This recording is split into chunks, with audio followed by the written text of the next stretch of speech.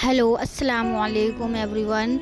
उम्मीद करती हूँ आप सब खैरियत से होंगे। तो आज हम चैप्टर 1 फॉर बिगनर्स का सेकंड पार्ट करने जा रहे हैं। फर्स्ट पार्ट हमने अपलोड कर दिया है, तो चलिए अब जल्दी से हम स्टार्ट कर देते हैं। ये हमने A4 साइज़ का पेपर लिया है। उसके बाद सबसे पहले हम पेपर तैयार कर लेते हैं। तो हम नीचे 1 इंच की लाइन खींचेंगे। उसके बाद हम बीच में एक पॉइंट लगाएंगे और हम ये 63 डिग्री का हम मार्क कर लेंगे। उसके बाद हम स्केल की हेल्प से इसको एंगल को बना देंगे। दोनों पॉइंट को जॉइंट कर देंगे तो हमारा 63 डिग्री का एंगल बन जाएगा। और इसी तरह हम पूरे पेपर पे इक्वल लाइन कर लेंगे। इन लाइनों का बहुत बड़ा रोल है हमारी कैलीग्राफी में। हम उर्दू की कैलीग्राफी और नस्ख की कैलीग्राफी हम 63 डिग्री और 65 डिग्री पर भी कर सकते हैं, तो इसमें कोई इशू नहीं है। बस हमारा हाथ चलना चाहिए और हमारा एंगल एकदम बराबर होना चाहिए। तो आप 60 डिग्री का रख रहे हैं तो सारी लाइनें हमें 60 डिग्री एंगल पर ही रखनी है, और अगर आप 63 पे रख रहे हैं तो उसी के अकॉर्डिंग आपको सारी लाइन करनी पड़ेंगी। तो इस तरह हमने पूरी 63 डिग्री पर पूरा पेपर हमने तैयार कर लिया है। इस तरह हम इसको कंप्लीट कर लेते हैं।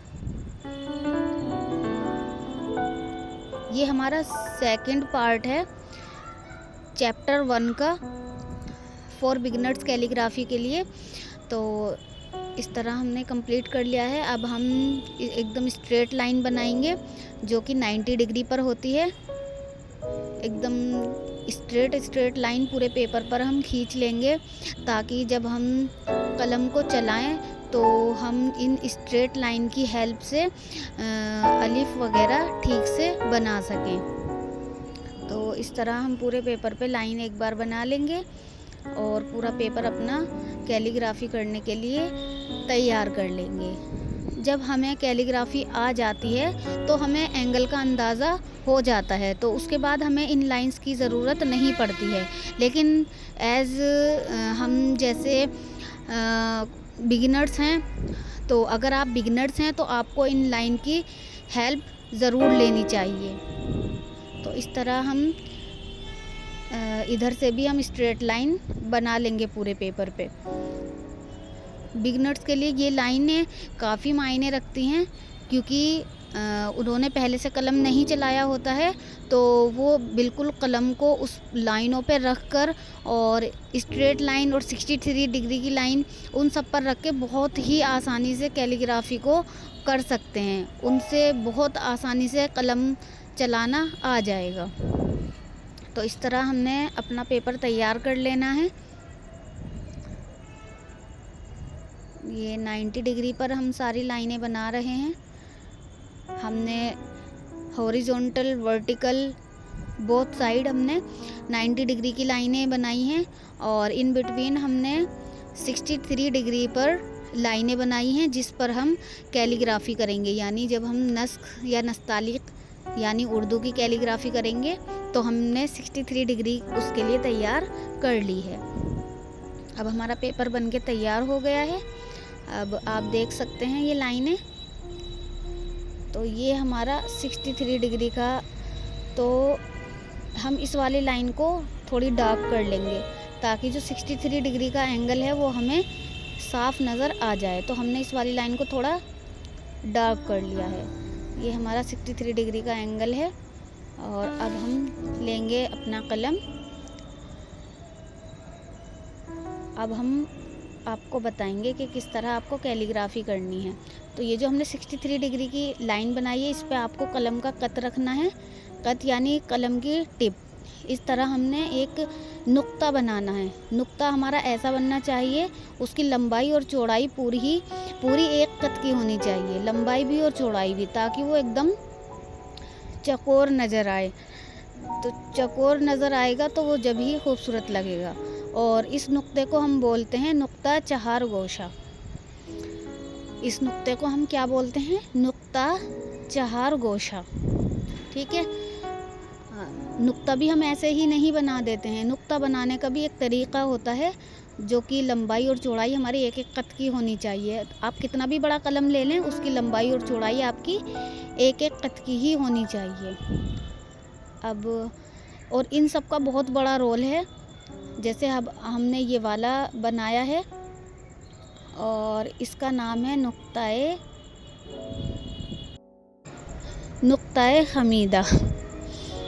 तो इसकी जो लंबाई है वो हमें 1.25 कत की बनानी है, और इसकी जो चौड़ाई है वो हमें 1.25 कत की बनानी है, और जो इसकी लेंथ है वो हमें 1 कत की बनानी है। ठीक है, अब हम आगे चलते हैं। और नुक्ताए खमीदा से हमारा आइन का हमज़ा का सर बनता है। ठीक है, अब हम ये बनाते हैं, और इसकी भी हमारी जो चौड़ाई है वो 1.25 कत होगी, और जो इसकी लंबाई है वो सिर्फ़ और सिर्फ 1 कत की होगी, और इसका नाम है नुक्ताए माकूस। इसका क्या नाम है? नुक्ताए माकूस। तो नुक्ताए माकूस बनाएंगे, और इसका इस्तेमाल आप छोटी या बनाने में इसका इस्तेमाल होगा। जो छोटी या बनाते हैं उसकी जो गर्दन होती है उसको बनाने में इसका बहुत बड़ा रोल है। तो अब देखिए 63 डिग्री पर ही हम सारी लाइनें बना रहे हैं। अब हम इसको बना देते हैं। तो इसकी जो लंबाई है वो 1 कत की होगी, जो चौड़ाई है वो वही सबकी 1.25 कत की होगी। सिर्फ नुक्ता है जो जिसकी लंबाई और चौड़ाई 1-1 कत की होती है। इसका नाम है नुक्ता मद्दूर, और इसको हम नुक्ताए नाखूनी भी बोलते हैं, क्योंकि कुछ नाखून की शेप का होता है, जिससे हम नुक्ताए नाखून की मदद से हम वाव बना सकते हैं, काफ बना सकते हैं, फ़ा का सर बना सकते हैं। और इस तरह से हमारे ये सारे नुक्ते हमारे यूज़ में आएंगे। जब हम अलिफ से या तक या हुर्फ़े तहज्जी जब हम लिखेंगे तो ये सारे नुक्ते हमारे काम में आने वाले हैं। तो आपसे जितना हो सके आप इन सब की प्रैक्टिस कीजिए, और इतनी कीजिए कि आप जब बिना देखे बनाएं तो आपका हू बहू बिल्कुल जितनी भी बार बनाएं आपका हू बहू बने हर बार। अब हमने ये बना लेते हैं, इसका नाम है नुक्ताए खमीदा। इसका नाम क्या है? नुक्ताए खमीदा। इस नुक्ताए खमीदा से हमारा मीम बनता है। और अब हम आगे चलते हैं, और ये हमें बनाना है। तो इसकी भी जो लंबाई है वो हमारी 1.25 कत होगी, जो इसकी चौड़ाई है वो हमारी 1 कत होगी, और इसको हम बोलते हैं नुक्ताए परचम। ठीक है, जो अलिफ के ऊपर बनाया जाता है उसको परचम बोलते हैं। अलिफ के, लाम के और काफ के ऊपर भी बनाया जाता है, तो और लाम अलिफ के ऊपर भी बनाया जाता है, तो इसका नाम होता है नुक्ताए परचम। ठीक है, अब हम आगे चलते हैं। ये आप 63 डिग्री की लाइन देख रहे होंगे, तो हम इसी की मदद से सब कुछ बनाएंगे। देखिए ये 63 डिग्री की लाइन है, और इसी पर हम जब ये सारे नुक्तों की आप प्रैक्टिस कर लेंगे तो आपको एक स्ट्रेट लाइन की भी प्रैक्टिस करनी है, जो 4 कत की होनी चाहिए। तो 4 कत की स्ट्रेट लाइन बनाने की कोशिश करें। लेफ़्ट से, राइट से, अप डाउन, आपको चारों साइड से आपने अलिफ की यानी सीधी लाइन की प्रैक्टिस करनी है। अभी ये कंप्लीट अलिफ नहीं है, तो आपको अभी स्ट्रेट लाइन की प्रैक्टिस करनी है। अब हम स्ट्रेट बनाएंगे, लेफ़्ट में बनाएंगे, राइट में बनाएंगे। आपको इतनी प्रैक्टिस करनी है इन सब चीज़ों की, इतनी प्रैक्टिस करनी है इन चीज़ों की, ताकि जब हम अपने हुर्फ़े तहज़्ज़ीब पर पहुँचें तो हम बहुत आसानी से इन सब की मदद से हम सारे अल्फाज़ों को अंजाम दे सकें, सारे अल्फाज़ों को बहुत ही प्यार से और बहुत ही प्यारे ढंग से बना सकें। ये आपको 60 डिग्री की लाइन दिख रही होगी, तो इसी पर हमें हर बार अपने कलम की जो टिप है, जो कत है, उसको रखना है हर बार। और लेफ़्ट, राइट, अप, डाउन आपको चारों तरफ से प्रैक्टिस करनी है, और इतनी प्रैक्टिस करनी है कि हर बार आपका जो स्ट्रेट लाइन है वो हमेशा सीधी आए। इतनी प्रैक्टिस करें कि आपको आने वाले टाइम में आपको इन लाइनों की ज़रूरत ना पड़े। तो इस तरह आपको लेफ़्ट से, राइट से, अप से, डाउन से आपको चारों तरफ से प्रैक्टिस करनी है। और आपको ये लाइनें ना तो बहुत बड़ी बनानी है और ना ही बहुत छोटी बनानी है। आपको हर बार लाइन बनाने के बाद उसको नापना है, क्या वो 4 कत है या नहीं है। अगर 4 कत नहीं है तो कोशिश करें आपका अंदाज़ा उतना बैठ जाए कि आप हर बार 4 कत की लाइन बना सकें। तो जब आप बनाते रहेंगे तो आपको एक अंदाज़ा हो जाएगा कि आपने कितनी बड़ी लाइन बनानी है। तो आपको उसको नापने की भी ज़रूरत नहीं पड़ेगी, ना ही वो छोटी आएगी ना वो बड़ी आएगी। तो आपको इतना अंदाज़ा हो जाएगा कि आपने वो लाइन हर बार 4 कत की बनानी है। तो आपको इतनी प्रैक्टिस करनी है इन अल्फाज़ों की।